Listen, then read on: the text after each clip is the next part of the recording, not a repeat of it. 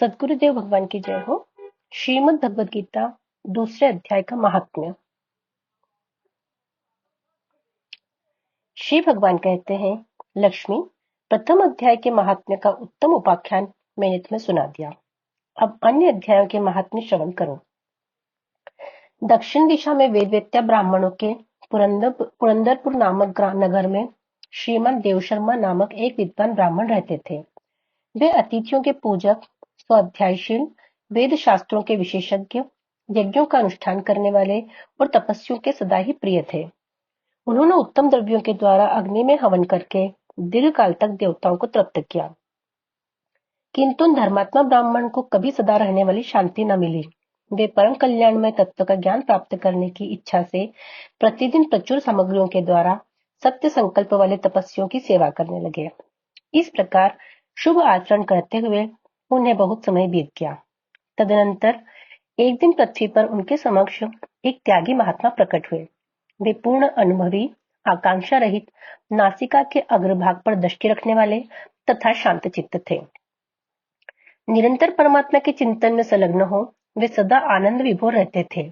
देव शर्मा ने उन नित्य संतुष्ट तपस्वी को शुद्ध भाव से प्रणाम किया और पूछा, महात्मन, मुझे शांतिमय स्थिति कैसे प्राप्त होगी? तब उन आत्मज्ञानी संत ने देव शर्मा को सोपुर ग्राम के निवासी मित्रवान का, जो बकरियों का चरवाहा था, परिचय दिया और कहा, वही तुम्हें उपदेश देगा। यह सुनकर देव शर्मा ने महात्मा के चरणों की वंदना की और समृद्धशाली सोपुर ग्राम में पहुंचकर उसके उत्तर भाग में एक विशाल वन देखा। उसी वन में नदी के किनारे एक विशाल शिला पर मित्रवान बैठा था। उसके नेत्र आनंद अतिरेक से निश्चल हो रहे थे। वह अपलक दृष्टि से देख रहा था। वह स्थान आपस का स्वाभाविक पेड़ छोड़कर एकत्रित हुए परस्पर विरोधी दंतों से घिरा था।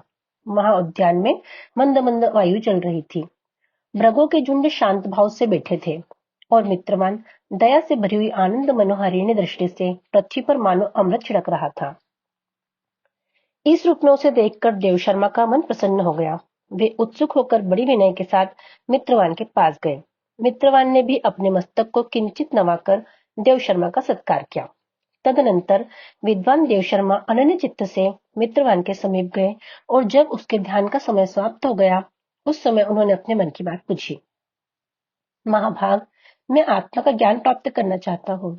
मेरे इस मनोरथ की पूर्ति के लिए मुझे किसी ऐसे उपाय का उपदेश कीजिए जिसके द्वारा सिद्धि प्राप्त हो चुकी हो। देव शर्मा की बात सुनकर मित्रवान ने एक क्षण तक कुछ विचार किया। उसके बाद इस प्रकार कहा, विद्वान, एक समय की बात है। मैं वन के भीतर बकरियों की रक्षा कर रहा था।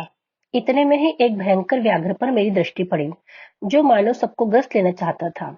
मैं मृत्यु से डरता था, इसलिए व्याघ्र को आते देख बकरियों के झुंड को आगे करके वहां से चला गया। किंतु एक बकरी तुरंत ही सारा भय छोड़कर नदी के किनारे उस बाघ के पास बेरोक चली गई। फिर तो व्याघ्र भी द्वेष छोड़कर चुपचाप खड़ा हो गया। उसे इस अवस्था में देखकर बकरी बोली, व्याघ्र, तुम्हें तो अभिष्ट भोजन प्राप्त हुआ है। मेरे शरीर से मांस निकालकर प्रेमपूर्वक खाओ ना। तुम इतनी देर से खड़े क्यों हो? तुम्हारे मन में मुझे खाने का विचार क्यों नहीं हो रहा है? व्याघ्र बोला, बकरी, इस स्थान पर आते ही मेरे मन से द्वेष का भाव निकल गया। भूख प्यास भी मिट गई, इसलिए पास आने पर भी और मैं तुझे खाना नहीं चाहता। व्याघ्र के यूं कहने पर बकरी बोली, न जाने मैंने किस निर्भय हो गई हूँ। इसमें क्या कारण हो सकता है? यदि तुम जानते हो तो बताओ। यह सुनकर व्याघ्र ने कहा, मैं भी नहीं जानता। चलो सामने खड़े हुए इन महापुरुष से पूछें। ऐसा निश्चय करके वे दोनों वहां से चल दिए। उन दोनों के स्वभाव में यह विचित्र परिवर्तन देखकर मैं बहुत विस्मय पड़ा था। इतने में ही उन्होंने मुझसे ही आकर प्रश्न किया। महावृक्ष की शाखा पर एक वानरराज था। उन दोनों के साथ मैंने भी वानरराज से पूछा। विप्रवर, मेरे पूछने पर वानरराज ने आदरपूर्वक कहा, अजापाल, सुनो, इस विषय में तुम्हें प्राचीन वृत्तांत सुनाता हूँ। यह सामने वन के भीतर जो बहुत बड़ा मंदिर है, उसकी ओर देखो। इसमें ब्रह्मा जी का स्थापित किया हुआ एक शिवलिंग है। पूर्व काल में यहाँ सुकर्मा नाम का एक बुद्धिमान महात्मा रहते थे, जो तपस्या में संलग्न होकर इस मंदिर में उपासना करते थे। वे वन में से फूलों का संग्रह कर लाते और नदी के जल से पूजनीय भगवान शंकर को स्नान कराकर उन्हीं से उनकी पूजा किया करते थे। इस प्रकार आराधना का कार्य करते हुए सुकर्मा यहाँ निवास करते थे।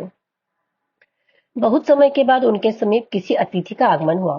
सुकर्मा ने भोजन के लिए फल लाकर अतिथि को अर्पण किया और कहा, विद्वन, मैं केवल तत्वज्ञान की इच्छा से भगवान शंकर की आराधना करता हूँ। आज इस आराधना का फल परिपक्व होकर मुझे मिल गया, क्योंकि इस समय आप जैसे महापुरुष ने उस पर अनुग्रह किया है। सुकर्मा के ये वचन सुनकर तपस्या के धनी महात्मा अतिथि को बड़ी प्रसन्नता हुई। उन्होंने एक शिलाखंड पर गीता का दूसरा अध्याय लिख दिया और ब्राह्मण को उसके पाठ एवं अभ्यास के लिए आज्ञा देते हुए कहा, ब्राह्मण, इससे तुम्हारा आत्मज्ञान संबंधी मनोरथ अपने आप सफल हो जाएगा। यूं कहकर वे बुद्धिमान तपस्वी सुकर्मा के सामने ही उनके देखते देखते अंतर्धान हो गए। सुकर्मा विस्मित होकर उनके आदेश के अनुसार निरंतर गीता के द्वितीय अध्याय का अभ्यास करने लगा। तदनंतर दीर्घकाल के पश्चात अंतःकरण शुद्ध होकर उन्हें आत्मज्ञान की प्राप्ति हुई। फिर वे जहां जहां गए वहां का तपोवन शांत हो गया। उनमें शीत उष्ण और राग द्वेष आदि की बाधाएं दूर हो गई। इतना ही नहीं, उन स्थानों में भूख प्यास का कष्ट भी जाता रहा तथा भय का सर्वथा अभाव हो गया। यह सब द्वितीय अध्याय का जप करने वाले सुकर्मा ब्राह्मण की तपस्या का ही प्रभाव समझो।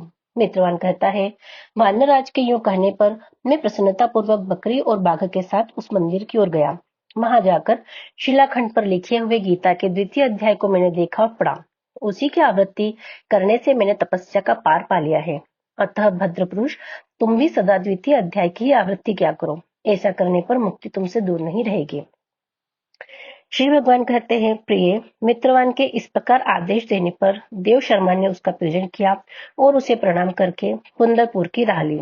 वहां किसी देवालय में पूर्वोक्त आत्मज्ञानी महात्मा को पाकर उन्होंने यह सारा वृत्तांत निवेदन किया और सबसे पहले उन्हीं से द्वितीय अध्याय को पढ़ा। उनसे उपदेश पाकर शुद्ध अंतःकरण वाले देव शर्मा प्रतिदिन बड़ी श्रद्धा के साथ द्वितीय अध्याय का पाठ करने लगे। तब से उन्होंने अनवद्य प्रशंसा के योग्य परम पद को प्राप्त किया। लक्ष्मी, यह द्वितीय अध्याय का उपाख्यान कहा गया है। द्वितीय अध्याय महात्म्य समाप्त। हरिशरणम हरिशरणम हरिशरणम।